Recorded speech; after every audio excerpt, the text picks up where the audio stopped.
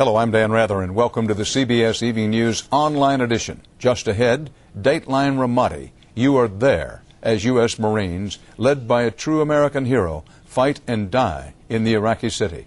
Also, CBS exposes a loan scam that costs some people their homes in our Friday Consumer Alert. And while it's great to give your child every advantage, how young is too young for tutoring? It's all starting now on the CBS Evening News Online Edition. U.S. Marines have been in the thick of the fighting in and near Fallujah, and today in San Augustine, Florida, a flagpole was dedicated to a Marine captain who paid the ultimate price this week while leading his men in combat. Our CBS News colleague Kirk Spitzer was with the captain's unit in the hot zone west of Baghdad. CBS's Kimberly Dozier has the story. While the world was watching Fallujah, Americans were fighting and dying in bitter street-to-street battles with insurgents in other parts of Iraq. Copy for me! U.S. Marine Captain Patrick Rapico, 34, from St. Augustine, Florida, was at the front of the fight. And rock, Whiskey 6. With his heavy southern accent, we will have vehicle on both sides. He led for his men to follow, always in the enemy's sights. We're constantly under observation from those guys. They know where we go. Monday in Ramadi, sister city of Fallujah, the Marines were out hunting. Whiskey 4 would take the lead. And being hunted. 6 of Whiskey Company's 180 Marines had already been killed in action here. Captain Rapico had been injured 5 times in just 5 months. Still pretty dangerous place, I would say. I mean, there's still a lot of place for those people to hide IEDs, and they're getting pretty ingenious about it, too. It's a battle over who controls the streets. If the Marines withdraw, they fear this will become another Fallujah. But they know all too well that also makes them targets. But once in a while, you'll get into those well-prepared ambush. Late on Monday, as Captain Rapico headed back to base, the enemy caught up with him. A suicide bomber pulled alongside, and in an instant, he was dead, along with Corporal Marcus Ryan and Corporal Lance Thompson. 2 other Marines were seriously injured. All his men can do now is remember a commander they called tougher than a woodpecker's lips, an enlisted man who became a leader of men. He was a Marine. He'll never be forgotten. And another American life picked off by a suicidal enemy that just keeps coming. Kimberly Dozier, CBS News, Baghdad. Sometimes when you're in trouble, you can become an easy target for a con artist who says he can get you out of it. That's what happened to the people you're about to meet. CBS's Cheryl Atkinson investigated and came back with tonight's CBS Consumer Alert.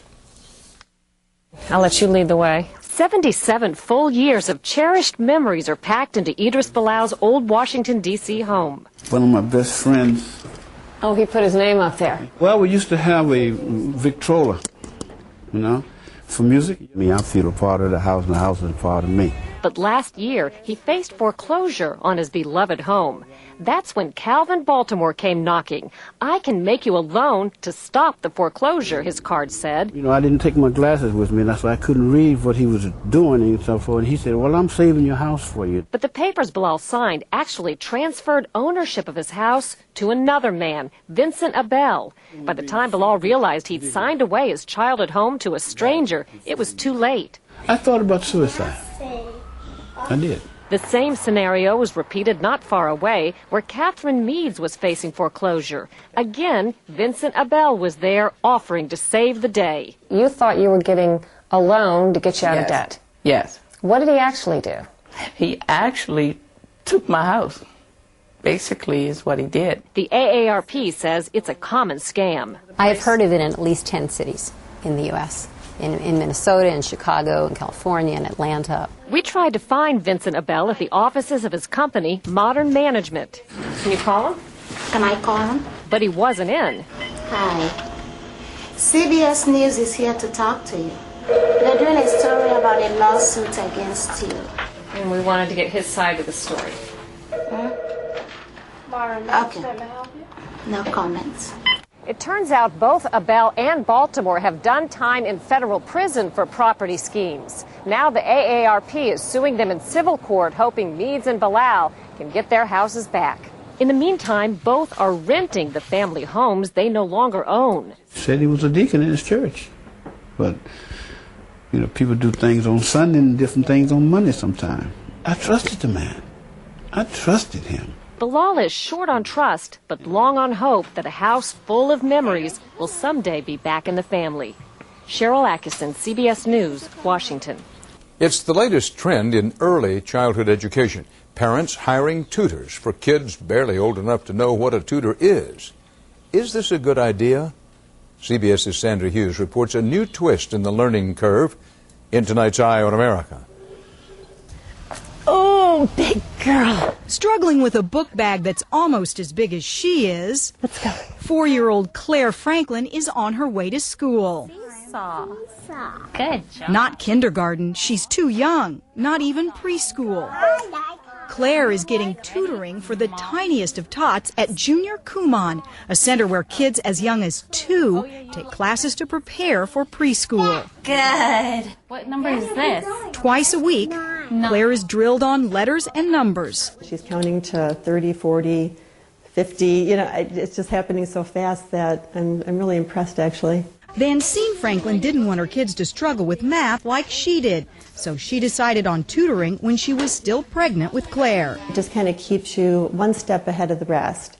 One step ahead seems to be where many parents want their children.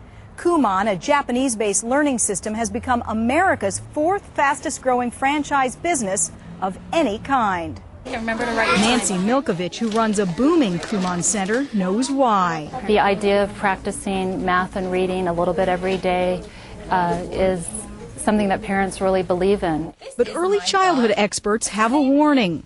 In the long run, those academic programs might backfire. In fact, by the time the children are in the 3rd grade, they are starting to burn out. Educators say kindergarten and 1st grade have become more academic, but they see no evidence kids in early tutoring perform better than their peers. Success, especially at the kindergarten level and 1st grade level, is not all about being at the top of the class. It's also very much about how they function on the playground, how they relate to their teachers, and how they resolve just their day-to-day problems that come up. Still, parents like the Franklins say they're not pressuring their kids. Are you angsting about things you don't need to angst about? No, I don't think so. I don't, because I'm not a pushy mom. Go! Not pushing, just preparing for what they see is an increasingly competitive world. In Northridge, California, this is Sandra Hughes for Eye on America. More stories are just a click away. But be sure to join me on television for the on-air edition of the CBS Evening News. Beginning on Monday's broadcast, Issues That Divide Americans. What are they and why? We'll give you a hard look in our Eye on America special series. For CBSNews.com, I'm Dan Rather.